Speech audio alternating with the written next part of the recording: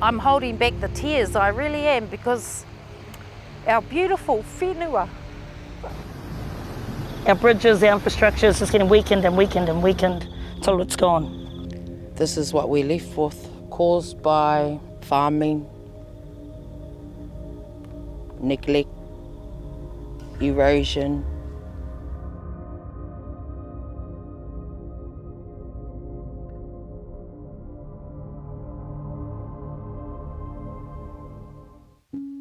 Ko hikurangi te maunga, ko waiapu te awa, ko Ngāti ue pōhatu me Ngāti Porou te iwi.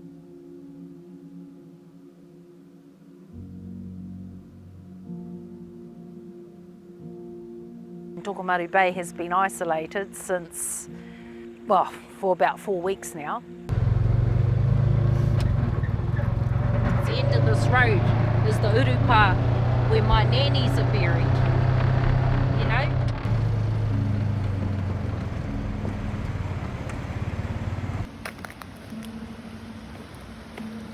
As you can see, that's where the road used to be a month ago. It's the first time that I have been here physically. I've only seen it in film and pictures. Our poor whānau here, they're cut off. They're cut off from us, they're cut off from the rest of their whānau, they're cut off from the rest of Tairāwhiti because of this.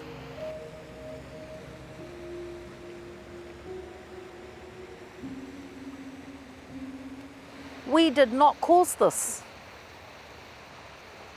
but we're the ones that are suffering for it. So when you hear rain now, it wakes you up. And I have to say there is, moments of anxiety. Last night it rained. I think it must have been around 9 o'clock out here.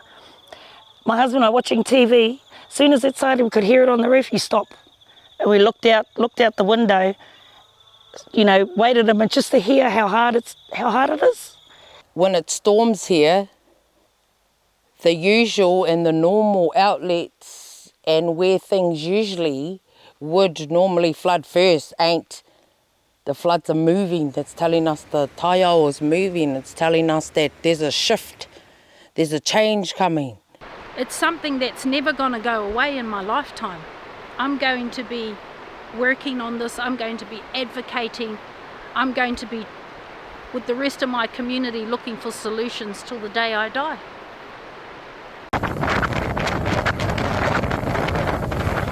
Water, just so much water. It came right around, wiped out all the fences, gates, and wiped out all those power poles. They couldn't even find them in the paddock. That's how full on it was. Water went straight over the bridge.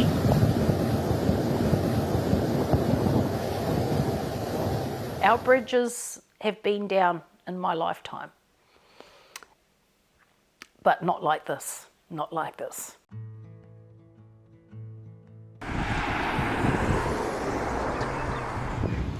My husband and I have been in business since 2004 and we make the Tairāwhiti pies.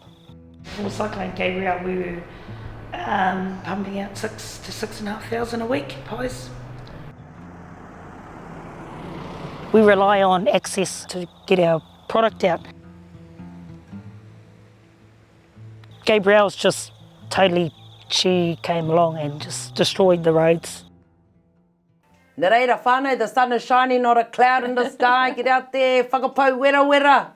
Uhia kia papatua nuki kia rangi nui. Mauri ora taku whānau. My father's European, but my mana whenua, mana tangata and mana atua come from my mother's side.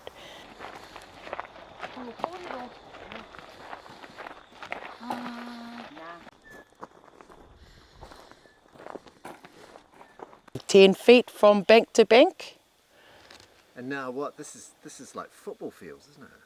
I think that's 3 football fields. And my auntie went up there last week and she said it just gets bigger and bigger. As the land is being stripped and eroding, so are we as a people, and we're fighting, to survive. The normal slips that usually occur regularly during winter time are are not those slips that are occurring. They're new ones, they're fresh. The land has moved in ways that we can only patch up. This scenario, what we're living with, is here to stay.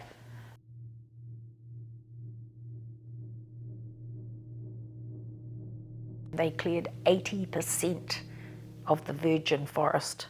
Our people went from forest people to farm people in a generation.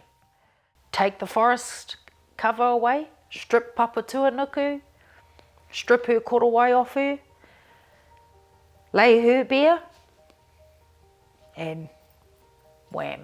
And that's when it all started moving, after that clearance. The landowners sold all the big farming blocks to forestry companies, carbon forest companies, and then it got changed into pine. You can see the pine trees, that's where we've gone to try to recover from the farming by planting trees. But yeah, I guess it was the wrong type of tree. They are probably the worst tree for this landscape.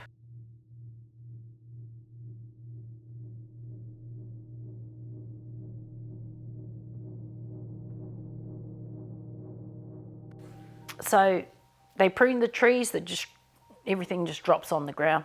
They just leave it there. When it comes to harvest and when they're log making, where does all the material go? In heavy rain events, it moves, and it moves with great force. It's just voracious. It smashes roads, it takes out landscapes, farmland, good land, land with bush on it, wetlands, everything gets smashed.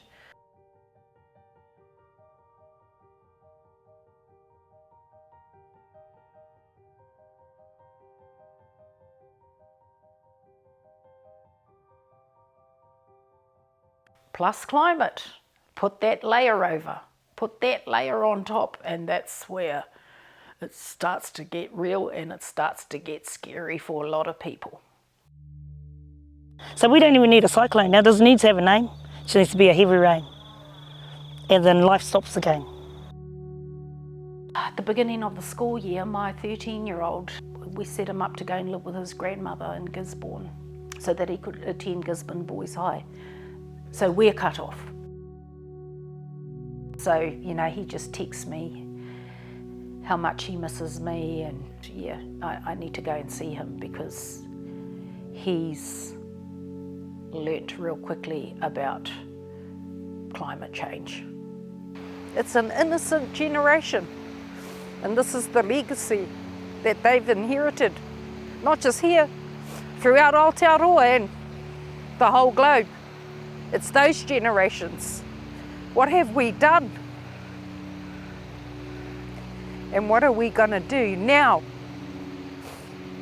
to rectify this?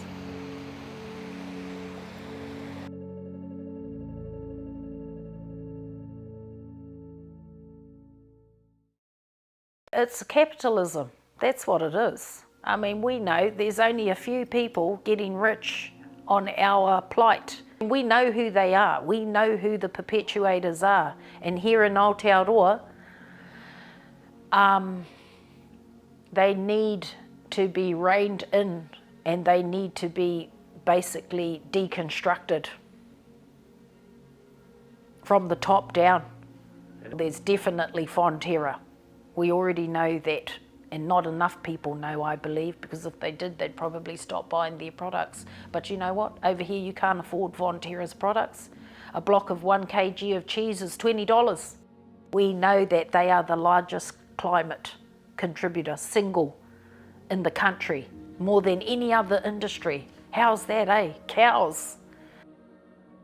Everything has a purpose, everything has its own modi, all right? And we are supposed to be connected with our land. So this is not only telling me what's happening to our land, it's also telling me what our people are doing to each other. The picture's been wrong for so long. vulnerable, isolated, deprived communities such as ours, we're taking the brunt of it, you know, because we've been here for 1,000 years. Sit you on your bum and you realise, far out, you know, what the bloody hell's happening. How do we just go back to a simple life? Grow our own kai. And I think maybe that's part of where we're going. I hope it is.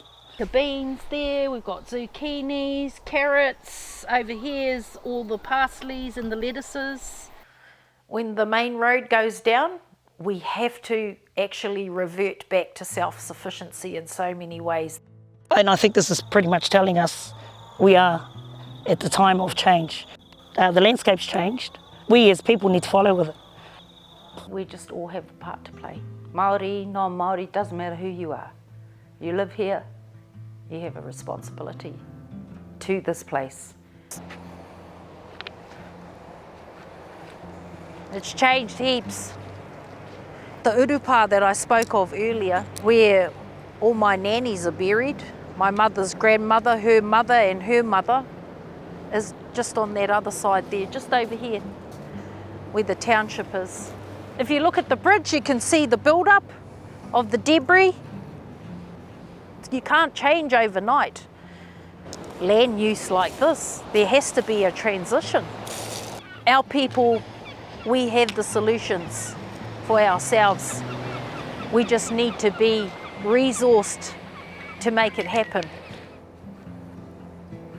We've just commenced the restoration of the Raukumara forest, which is over 150,000 hectares. And that is our backbone. It's integral to our identity and existence here to restore that forest and to work back and to keep putting the forests back all the way down to Tangaroa. You are forest people. We were forest people and we will be forest people again.